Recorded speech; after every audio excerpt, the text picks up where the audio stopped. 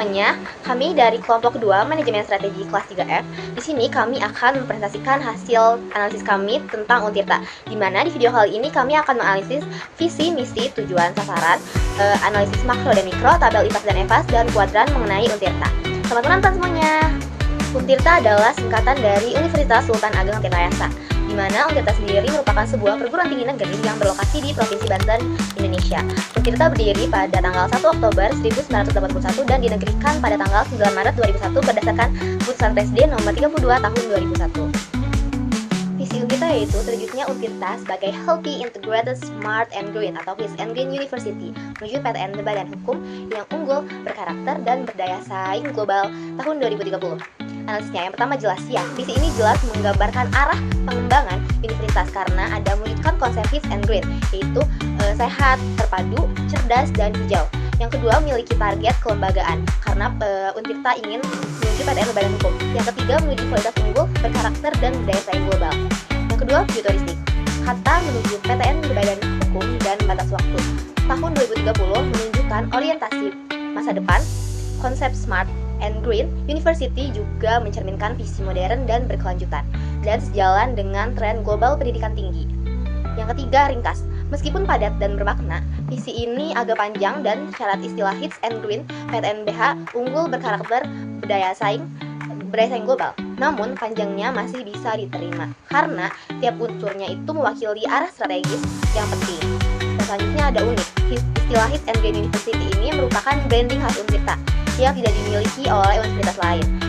Dari konsep ini itu menyatukan 4 nilai, sehat, terpadu, cerdas, dan hijau dalam satu identitas yang kuat. Selanjutnya menginspirasi. Visi ini memberi semangat transformasi besar dari PTN biasa menjadi PTN Berbadan Hukum yang unggul dan global. Rasa berkarakter dan berdaya saing global menumbuhkan motivasi bagi seluruh sivitas akademika untuk berpikir maju dan berkontribusi internasional. Pertama, meningkatkan kualitas, relevansi, dan daya saing pendidikan serta lulusan yang unggul, berkarakter, dan berdaya saing. Analisis karakteristik misi organisasi yang baik. Yang pertama, definisi organisasi yang jelas dan apa yang menjadi aspirasi organisasi yang bersangkutan. Misi ini sudah sesuai karena menunjukkan dengan jelas peran Untirta sebagai lembaga pendidikan tinggi yang berfokus pada peningkatan mutu pendidikan dan mencetak lulusan yang unggul, berkarakter, serta kompetitif di tingkat nasional maupun global. Yang kedua, batasi berspekulasi dan cukup longgar untuk berkreativitas. Misi ini sudah sesuai karena bersifat realistis dan tidak berlebihan, tetapi tetap memberi ruang bagi inovasi dalam metode pembelajaran dan pengembangan kurikulum. Yang ketiga, untuk membedakan dengan organisasi lainnya. Sudah sesuai karena fokusnya pada pembentukan karakter dan daya saing lulusan menjadi identitas khas Untirta dibandingkan perguruan tinggi lainnya yang menitik beratkan pada akademik saja. Yang keempat, menyajikan kerangka dasar bagi evaluasi terhadap kegiatan masa kini maupun yang akan datang. Misi ini sudah sesuai dan dapat dijadikan dasar untuk mengevaluasi mutu pendidikan, prestasi mahasiswa, dan keterkaitan lulusan dengan kebutuhan dunia kerja. Yang kelima, dinyatakan dalam bentuk pernyataan yang cukup jelas dan mudah dipahami. Sudah sesuai karena kalimatnya singkat, padat, dan mudah dipahami oleh semua pihak. Yang kedua, meningkatkan kualitas dan kuantitas penelitian dan pengabdian kepada masyarakat yang inovatif berbasis kebutuhan nyata sesuai perkembangan zaman. Analisis karakteristik misi organisasi yang baik. Yang pertama, definisi organisasi yang jelas dan apa yang menjadi aspirasi organisasi yang bersangkutan. Sudah sesuai, misi ini menunjukkan peran Untirta sebagai lembaga pendidikan tinggi yang berkomitmen pada pengembangan ilmu pengetahuan dan penerapannya bagi masyarakat. Aspirasi yang ingin dicapai yaitu menghasilkan penelitian dan pengabdian yang inovatif serta relevan dengan kebutuhan zaman. Yang kedua, batasi berspekulasi dan cukup longgar untuk berkreativitas. Sudah sesuai, misi ini realistis dan tidak bersifat spekulatif karena berfokus pada peningkatan kualitas dan kuantitas kegiatan ilmiah, sekaligus memberi ruang kreativitas bagi dosen dan mahasiswa untuk berinovasi sesuai dengan perkembangan teknologi dan kebutuhan masyarakat. Yang ketiga, untuk membedakan dengan organisasi lainnya. Sudah sesuai, yang menekankan pada penelitian dan pengabdian berbasis kebutuhan nyata menjadi ciri khas Untirta. Hal ini menegaskan peran universitas dalam menghasilkan karya yang tidak hanya akademis tetapi juga bermanfaat langsung bagi masyarakat. Yang keempat, menyajikan kerangka dasar bagi evaluasi terhadap kegiatan masa kini maupun yang akan datang. Sudah sesuai, misi ini dapat dijadikan dasar untuk mengevaluasi keberhasilan penelitian dan pengabdian melalui indikator seperti jumlah publikasi, inovasi yang dihasilkan, serta dampak nyata terhadap masyarakat. Yang kelima, dinyatakan dalam bentuk pernyataan yang cukup jelas yang mudah dipahami. Sudah sesuai, misi ini disusun dengan kalimat yang singkat, padat, dan mudah dipahami. Misi ketiga yaitu meningkatkan daya dukung tata kelola perguruan tinggi yang baik sebagai implementasi dari Health, Integrated, Smart, and Green Kids Green University. Analisis karakteristik misi organisasi yang baik. Yang pertama, definisi organisasi yang jelas dan apa yang menjadi aspirasi organisasi yang bersangkutan. Misi ini sudah sesuai karena menggambarkan dengan jelas peran Untirta sebagai lembaga pendidikan tinggi yang berkomitmen membangun tata kelola yang baik dan berkelanjutan melalui konsep Kids Green University. Aspirasi yang ingin dicapai adalah mewujudkan universitas yang sehat dan juga ramah lingkungan. Yang kedua, batasi berspekulasi dan cukup longgar untuk berkreativitas. Misi ini sudah sesuai karena realistis dan dapat diwujudkan melalui kebijakan manajemen, inovasi sistem digital, serta pengembangan lingkungan kampus yang hijau. Selain itu, tetap memberikan ruang kreativitas dalam mengimplementasikan prinsip KIDS. Yang ketiga, untuk membedakan dengan organisasi lainnya. Konsep ini sudah sesuai karena konsep Health, Integrated, Smart, and Green University itu menjadi pembeda yang kuat antara Untirta dan juga perguruan tinggi lainnya, karena menonjolkan tata kelola modern dan juga berwawasan lingkungan. Yang keempat, menyajikan kerangka dasar bagi evaluasi terhadap kegiatan masa kini maupun yang akan datang. Misi ini sudah sesuai dapat dijadikan dasar untuk mengevaluasi tata kelola universitas seperti efisiensi sistem administrasi, penerapan teknologi informasi, serta pengelolaan lingkungan kampus yang berkelanjutan. Yang kelima, dinyatakan dalam bentuk pernyataan yang cukup jelas dan mudah dipahami. Sudah sesuai karena misi ini disampaikan dengan kalimat yang cukup jelas dan mudah dipahami. Analisis yang pertama itu sesuai atau cocok. Itu sudah relevan dengan pelaksanaan layanan pendidikan, pengajaran kemahasiswaan, dan alumni di universitas. Lalu yang kedua, layak atau dapat dicapai. Sudah realistis karena didukung SDM berkualitas dan infrastruktur memadai. Yang ketiga ada fleksibel, dapat menyesuaikan kebutuhan layanan pendidikan dan kegiatan kemahasiswaan. Karena itu tujuan ini sudah fleksibel. Yang keempat ada memotivasi, mendorong meningkatkan mutu layanan pendidikan dan pengajaran. Kelima, mudah dimengerti. Ini tuh sudah cukup mudah dimengerti meskipun kalimatnya agak panjang. Lalu yang keenam terkait setiap unsur pendidik, pengajaran kemahasiswaan, alumni SDM dan infrastruktur saling mendukung. Dan yang ketujuh dapat diukur. Belum jelas meskipun indikator seperti kualitas layanan dan pemanfaatan dan infrastrukturnya itu butuh ditambahkan. Kedelapan, kapan harus dicapai? Tidak disebutkan, perlu waktu targetnya. Lalu tujuan kedua, terlaksananya kegiatan penelitian dan pengabdian kepada masyarakat yang berkualitas dan terpublikasi dengan reputasi nasional internasional, serta tercapainya hilirisasi riset yang dapat dimanfaatkan para pemangku kepentingan. Analisis pertama, sesuai atau cocok. Sesuai dengan kegiatan penelitian dan pengabdian kepada masyarakat. Yang kedua, layak atau dapat dicapai. Dapat dicapai melalui peningkatan kualitas riset dan kerjasama publikasi nasional internasional. Lalu yang ketiga, fleksibel. Ini sudah fleksibel karena dapat menyesuaikan reputasi nasional dan internasionalnya. Yang keempat, memotivasi, mendorong tercapainya hilirisasi riset yang bermanfaat. Lalu yang kelima, mudah dimengerti. Ini tuh kurang mudah dimengerti karena memuat banyak unsur dan kalimatnya cukup panjang. Yang keenam, terkait dengan penelitian, publikasi, dan pemangku kepentingan. Ketujuh, dapat diukur. Itu dapat diukur melalui publikasi dan hilirisasi risetnya.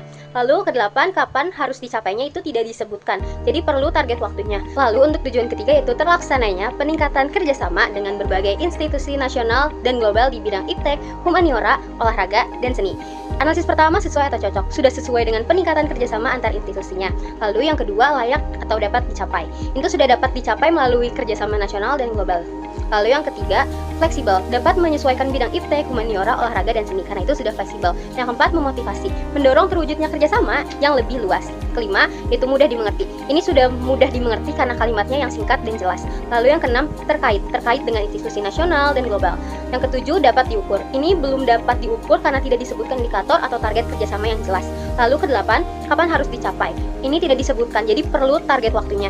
Lalu tujuan keempat, terlaksananya layanan prima dan meningkatnya kemandirian institusi sebagai lembaga bermutu dan berdaya saing di kawasan ASEAN dengan tata kelola yang baik dan dengan didukung sarana dan prasarana yang terintegritas, smart, dan green. Analisis yang pertama, sesuai atau cocok. Sudah sesuai dengan peningkatan layanan prima dan kemandirian institusi. Yang kedua, layak atau dapat dicapai. Dapat dicapai dengan tata kelola yang baik dan didukung sarana prasarananya. Lalu yang ketiga, fleksibel.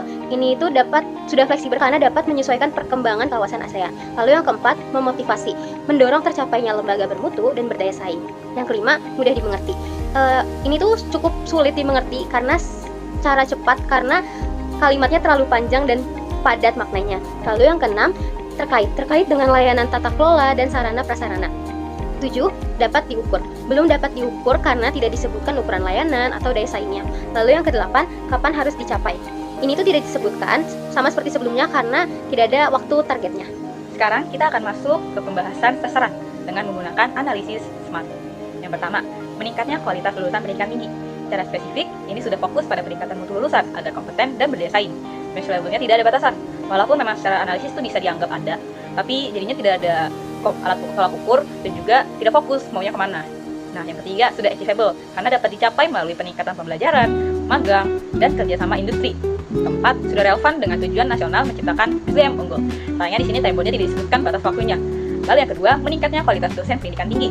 Secara spesifik ini sudah menargetkan peningkatan kompetensi dan profesionalisme dosen. Lalu kedua, measurable juga tetap tidak ada batasan, jadi tidak ada nih tolak ukurnya.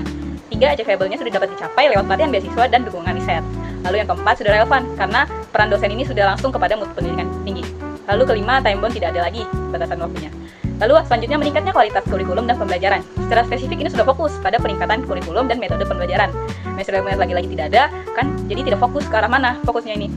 Ketiga, achievable dapat dicapai melalui penyesuaian kurikulum dengan kebutuhan industri dan pelatihan dosen. Keempat, sudah relevan dana sesuai dengan tuntutan dunia kerja dan inovasi pendidikan. Lalu time bound-nya juga lagi-lagi tidak ada batasannya. Terakhir, meningkatnya tata kelola satuan kerja di lingkungan Ditjen Pendidikan Tinggi. Secara spesifik, ini sudah fokus nih pada perbaikan sistem tata kelola yang transparansi dan akuntabilitas. Measurable-nya lagi-lagi tidak ada batasannya. Ketiga, achievable-nya lewat dicapai peningkatan kapasitas SDM dan digitalisasi administrasi. Relevannya sudah dengan tujuan peningkatan efektivitas manajemen pendidikan tinggi. Lalu time bound-nya tidak ada lagi batas waktunya. Nah, universitas sendiri memiliki fungsi yaitu berdasarkan Peraturan Menteri Ristekdikti Republik Indonesia Nomor 29 Tahun 2012 tentang organisasi dan tata kerja Untirta disebutkan bahwa Untirta mempunyai tugas menyelenggarakan pendidikan akademik dan dapat menyelenggarakan pendidikan vokasi dalam berbagai rumpun ilmu pengetahuan dan teknologi, dan jika memenuhi syarat dapat menyelenggarakan pendidikan profesi. Untuk melaksanakan tugasnya, Untirta sendiri memiliki fungsi. Yang pertama, pelaksanaan dan pengembangan pendidikan tinggi. Yang kedua, pelaksanaan penelitian dalam rangka pengembangan ilmu pengetahuan dan teknologi. Yang ketiga, pelaksanaan pengabdian kepada masyarakat. Yang keempat, pelaksanaan pembinaan sivitas akademika dan hubungannya dengan lingkungan. Dan yang kelima, pelaksanaan kegiatan layanan administratif. Sekarang saya akan menganalisis step eksternal makro dari fungsi Untirta sendiri. Step eksternal makro itu meliputi 5 step. Step yang pertama yaitu faktor sosial. Persepsi masyarakat terhadap pendidikan tinggi kini berubah. Universitas dinilai dari kualitas dan daya saing lulusannya, bukan sekedar gelar akademik. Jadi sejauh mana lulusan tersebut tuh memiliki daya saing. Selain itu, tuntutan sosial terhadap moralitas dan transparansi makin tinggi. Perilaku dosen dan mahasiswa mudah disorot publik melalui media sosial. Jadi, jika perilaku dosen dan mahasiswa tersebut memiliki moral yang kurang baik, itu tuh dapat dipertanggungjawabkan dan dapat dilihat dari media sosial, sehingga nantinya itu tuh bakalan menjadikan sebuah ancaman. Faktor yang kedua yaitu faktor teknologi. Transformasi digital pendidikan itu tuh sejak pandemi pembelajaran daring tuh menjadi hal umum. Untirta sendiri dan perguruan tinggi lainnya dipaksa menyesuaikan diri dengan Learning Management System atau LMS, terus juga ada SPADA dan sistem akademik online lainnya. Selain itu, tekanan kompetisi digital antar universitas, kampus swasta dan luar negeri sudah menggunakan kecerdasan buatan AI, terus virtual classroom, dan simulasi pembelajaran. Ini menciptakan tekanan bagi kampus negeri seperti Untirta untuk berinovasi agar tidak tertinggal. Faktor eksternal yang ketiga yaitu faktor ekonomi. Pendanaan utama perguruan tinggi negeri masih berasal dari APBN atau Anggaran Pendapatan dan Pembelanjaan Negara. Alokasi pendidikan di tahun 2025 itu sebesar 724,3 triliun dan APBD Provinsi Banten sebesar 11,54 triliun. Perubahan kebijakan fiskal nasional atau daerah dapat mempengaruhi stabilitas dana operasional, terus juga beasiswa dan riset di Universitas Sultan Ageng Tirtayasa sendiri. Selain itu, inflasi Banten di tahun 2024 hingga 2025 itu naik sekitar 1,8%. Sehingga hal itu menuntut kebijakan UKT bertahap dan perluasan beasiswa. Faktor eksternal yang keempat yaitu faktor ekologi. Agenda riset nasional dan kebijakan Green Campus, Kemendikbudristek mendorong perguruan tinggi seperti Untirta untuk berperan dalam mewujudkan green economy dan SDGs melalui efisiensi energi, pengelolaan limbah, serta riset berkelanjutan. Selain itu, pemerintahan Provinsi Banten juga menekankan pengendalian pencemaran dan konversi lingkungan, menjadikan Untirta mitra strategis dalam riset dan edukasi ekologis daerah. Faktor eksternal yang kelima atau yang terakhir yaitu faktor politik. Kebijakan nasional seperti MBKM atau Merdeka Belajar Kampus Merdeka adalah mandat eksternal bagi semua perguruan tinggi, termasuk Untirta, untuk membuka peluang mahasiswa keluar kampus seperti magang, riset. Selain itu, regulasi akreditasi nasional dan PT menjadi penentu mutu pengakuan kampus dan program studi. Apakah Untirta itu memenuhi standar yang ditetapkan atau tidak, agar standar tersebut itu tuh mengakui fakultas atau prodi yang ada di Untirta sendiri. Dan itu tekanan transparansi keuangan dan audit publik itu menjadi sebuah keharusan. Kampus negeri seperti Untirta itu berada di bawah pengawasan dari lembaga Badan pengawas keuangan sendiri. Lalu ada analisis eksternal mikro. Yang pertama ada ancaman pendatang baru, yang ini nilainya sedang karena banyak universitas baru bermunculan. Namun Untirta berlindung karena statusnya PTN. Tantangan datang dari kampus swasta dengan fasilitas yang lebih modern dan promosi digital. Yang kedua ada daya tawar pemasuk, yang ini nilainya sedang. Pemasuk, dosen, tenaga pendidikan, dan penyedia teknologi kampus. Dosen yang berkualitas tinggi memiliki daya tawar yang besar, ketergantungan teknologi juga yang tinggi. Lalu yang ketiga ada daya tawar pembeli, yang ini nilainya tinggi karena mahasiswa memiliki banyak pilihan kampus di wilayah Banten dan Jawa Barat. Untirta perlu meningkatkan mutu layanan, fasilitas, dan referensi lulusan yang agar diminati. Lalu yang keempat ada ancaman produk atau jasa subsidi, yang ini nilainya sedang karena kursus online dan pelatihan digital menjadi alternatif pengganti pendidikan formal di era zaman sekarang ini. Untirta harus memperkuat pembelajaran digital dan kolaborasi industri agar tetap relevan. Yang terakhir ada intensitas persaingan, yang ini memiliki nilai yang tinggi karena persaingan kuat dengan universitas negeri atau swasta lain di tingkat regional dan nasional. Untirta perlu memperkuat branding, riset, dan tridharma perguruan tinggi. Selanjutnya yaitu analisis internal mikro. Di sini terdapat 6 analisis. Yang pertama yaitu pemasaran. Nah, untuk di pemasaran, Untirta sendiri reputasinya sebagai perguruan tinggi negeri di Banten itu sudah bagus karena sudah memiliki kerjasama yang luas dengan berbagai macam sekolah dan instansi yang ada di luar daerah. Juga promosi digitalnya sangat aktif. Yang kedua yaitu keuangan. Nah, untuk keuangan sendiri, pendapatan utama Untirta itu berasal dari UKT mahasiswa yang dikelola secara efisien untuk mendukung kegiatan akademik, pengembangan fasilitas, dan peningkatan layanan kampus. Lalu yang ketiga ada penelitian dan pengembangan. Di Untirta sendiri, dosen-dosennya sudah berkompeten, LPPM-nya aktif, dan penelitiannya diarahkan pada kebutuhan daerah serta penguatan tridharma perguruan tinggi. 4. Operasi dan logistik. Fasilitas kampus modern dan lengkap, didukung sistem operasional dan pelayanan akademik yang tertata baik. Yang kelima, manajemen SDM, dosen dan tenaga pendidikan yang berkualitas memiliki budaya kerja yang kolaboratif dan berorientasi pada kinerja. Yang keenam, teknologi informasi, sistem terintegrasi seperti Siakang dan Spada, dan infrastruktur digital yang mendukung pengelolaan kampus berbasis teknologi. Selanjutnya ada tabel IFAS. IFAS memiliki dua kategori, yang pertama strength dan yang kedua weakness. Di strength sendiri, faktor internalnya ada reputasi sebagai perguruan tinggi negeri satu-satunya di Banten dan kerjasama luas dengan instansi luar dengan bobot 0,2, rating 4, skor pertimbangan 0,8. Lalu faktor internal yang kedua ada pendapatan dari UKT dikelola secara efisien untuk meningkatkan layanan kampus dengan bobot 0,1, rating 3, skor pertimbangan 0,3. Yang ketiga ada dosen berkualitas dan berorientasi pada kinerja dengan bobot 0,25, rating 4, skor pertimbangan 1. Lalu faktor internal keempat, infrastruktur kampus modern dan lengkap dengan bobot 0,15, rating 3, skor pertimbangan 0,45.